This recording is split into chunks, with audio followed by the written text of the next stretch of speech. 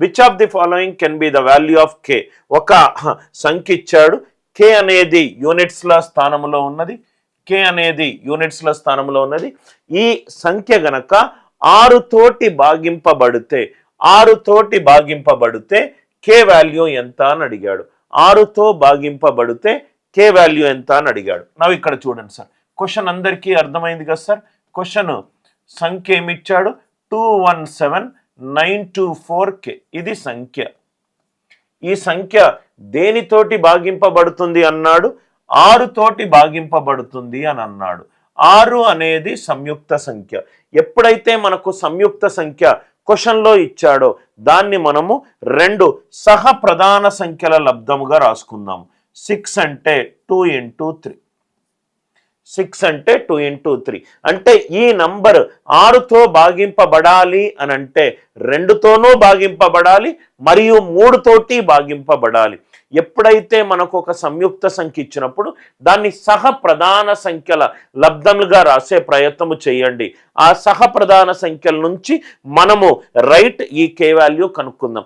ఈ నంబర్ 2తో భాగింపబడాలి. ఈ నంబర్ 2తో భాగింపబడాలి. ఆన్సర్లో ఉన్న ఏ వాల్యూ ఆఫ్ కే ద్వారా ఇది 2తో భాగింపబడాలి మరియు 3తో భాగింపబడాలి.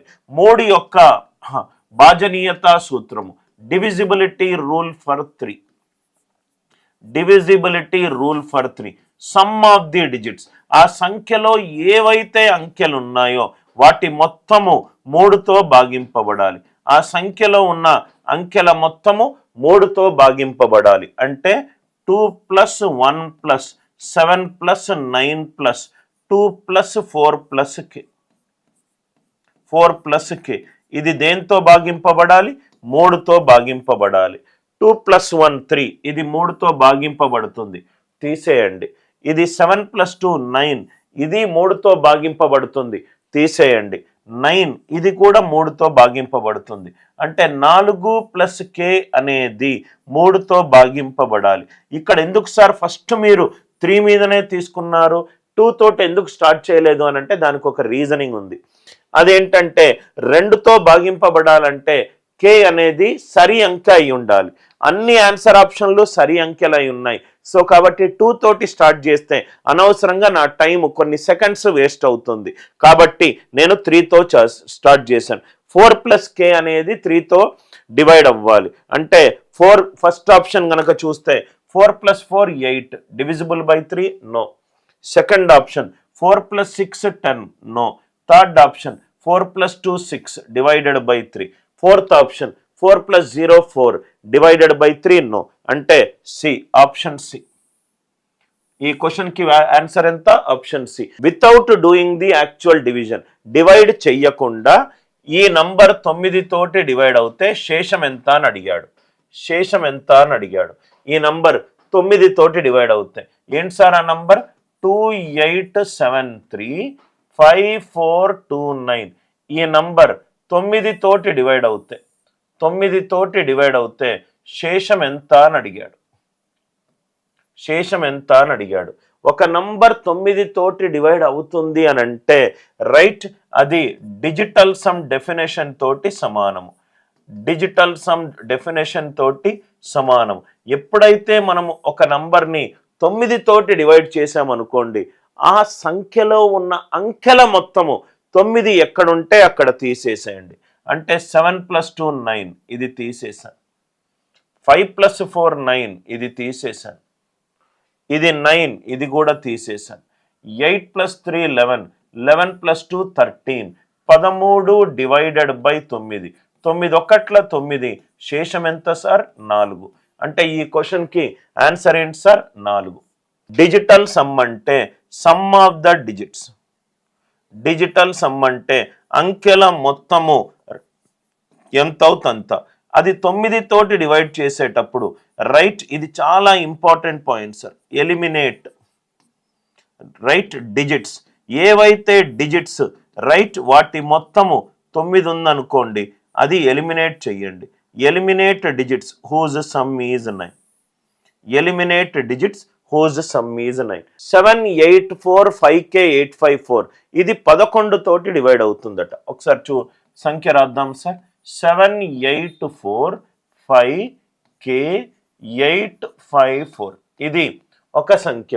ఈ సంఖ్య దేంతోటి భాగాహారింపబడుతుంది? 11 తోటి భాగాహారింపబడుతుంది. 11 అనే ఒక నంబర్ యొక్క భాజనీయత సూత్రం తెలిస్తే మనం ఈ క్వశ్చన్ని ఈజీగా సాల్వ్ చేయొచ్చు. Divisibility rule for 11. 11 యొక్క భాజనీయత సూత్రం, డివిజిబిలిటీ రూల్ ఫర్ 11. దీనికి చాలా డివిజిబిలిటీ రూల్ ఉన్నాయి సార్. మనము మన కన్వీనియన్స్ ప్రకారము ఏదో ఒకటి తీసుకోవచ్చు. నేను మొత్తం 3 రూళ్ళు డిస్కస్ చేస్తాను. రూల్ 1 మీకు తెలిసిన రూల్. రూల్ 1 ఏంటి sir? Some of odd places. Some of odd places, right? ఆ సంఖ్యలో రైట్ సరి బేసి స్థానాల్లో ఏవైతే వాల్యూలు ఉన్నాయో దాన్ని కూడండి. సరి స్థానాల్లో ఏవైతే వాల్యూలు ఉన్నాయో దానిని కూడండి. దాని మధ్య వ్యత్యాసము 0 కానీ 11 తోటి డివైడ్ అయ్యే డిఫరెన్స్ అయి ఉండాలి. ఇది rule number 1. Some of odd places minus sum of even places difference ఎంత అయి ఉండాలి? 0 కానీ 11 తోటి డివైడ్ అయ్యేటట్టు ఉండాలి. అంటే చూస్తే గనక రైట్ బేసి స్థానాలు 8 + 4 12, 12 + 5 17, 17 + 8 25, 25 మైనస్ ఆఫ్ సరి స్థానాలు 5 + K + 4 + 7, 7 + 4 11, 11 + 5 16, 16 + K, 25 minus of 16 + K 0 అయి ఉండాలి. అంటే 9 - K 0 అయి ఉండాలి. ఆర్ K ఎంత సార్? 9. ఈ క్వశ్చన్కి ఆన్సర్ ఎంత? Option number 2. అందరికీ ఈ లాజిక్ క్లియర్గా అర్థమైందా? ఒకసారి ఇంకొన్ని లాజిక్స్ డిస్కస్ చేస్తాను. Rule number 2. మనం క్వశ్చన్ని బట్టి ఏదైనా ఒక రూల్ని మనము యూజ్ చేసుకోవచ్చు. రూల్ నంబర్ 2 ఏంటంటే, ఇప్పుడు రిమైండర్ 10² డివైడెడ్ బై 99 తీసుకున్నా. 10² డివైడెడ్ బై 99, 100 డివైడెడ్ బై 99, 99 1ల 99, శేషం ఎంత? 1. 99 1s are 99, మిగిలింది ఎంత సార్? 1. 10² divided by 99 1. అంటే సపోజ్గా for example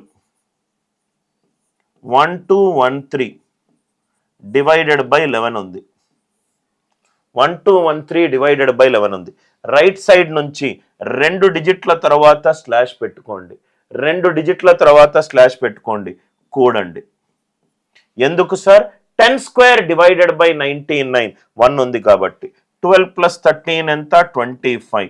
25 divided by 11, 11 2s are 22, శేషం ఎంత సార్? 3. శేషం ఎంత సార్? 3.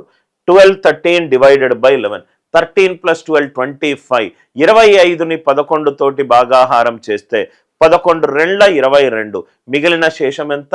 3. మీరు ఇలా చేసిన 2 + 3 మైనస్ ఆఫ్ 1 + 1 చేసినా కానీ 3 వస్తుంది. అంటే 11 యొక్క భాజనీయత సూత్రము ఏంటంటే, రైట్ సైడ్ నుంచి ప్రతి 2 డిజిట్స్ తర్వాత స్లాష్ పెట్టుకోండి. ఈ లాజిక్ ఇలా సాల్వ్ చేద్దాం సార్. 7845 K బదులు మనము సెకండ్ ఆప్షన్ పెట్టుకొని చూద్దాం. 459854. సో 2 డిజిట్స్ తర్వాత స్లాష్ పెట్టుకుంటే 2 డిజిట్స్ తర్వాత స్లాష్ పెట్టుకోండి. 78459854 ప్రతి ఒక్కదాన్ని 11తో డివైడ్ చేసి చూడండి. 11 7s are 77 1, 11 4s are 44 1, 11 8s are 88, ఇది 10. Are you all with me? 11 78 + 45 + 98 + 54, 11 4s are 44, 10, 10 + 10 20, 20 10 + 20 + 2 22, 22 11 తోటి డివైడ్ అవుతుంది. Are you all with me? Add చేయకుండా ఇండివిజువల్గా చేసుకోండి.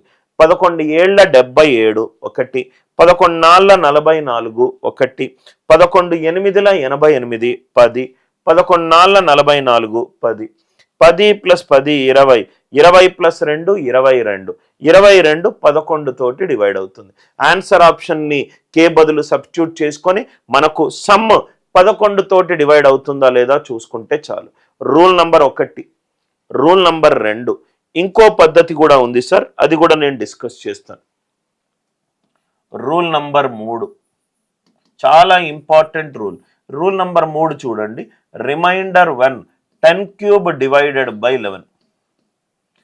10 క్యూబ్ డివైడెడ్ బై 11. 11 ఒకట్ల 11, శేషం -1. -1 హోల్ క్యూబ్ ఎంత? -1. 10 క్యూబ్ డివైడెడ్ బై 11 ఎంత సార్?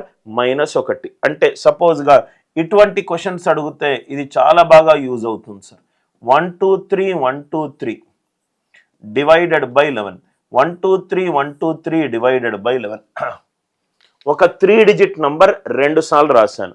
ఇంకో రూల్ 11 ఏంటంటే రైట్ హ్యాండ్ సైడ్ నుంచి 3 డిజిట్స్ తర్వాత స్లాష్ పెట్టుకోండి, ప్లస్ మైనస్. 3 డిజిట్స్ తర్వాత స్లాష్ పెట్టుకోండి, ప్లస్ మైనస్. 123 మైనస్ 123 ఎంత? 0. అంటే ఏదైనా 3 డిజిట్ నంబర్, ఏదైనా 3 అంకెల సంఖ్య, రైట్, ఈవెన్ టైమ్స్ సరిసార్లు గనక రాస్తే అది ఖచ్చితంగా 11 తోటి భాగింపబడుతుంది.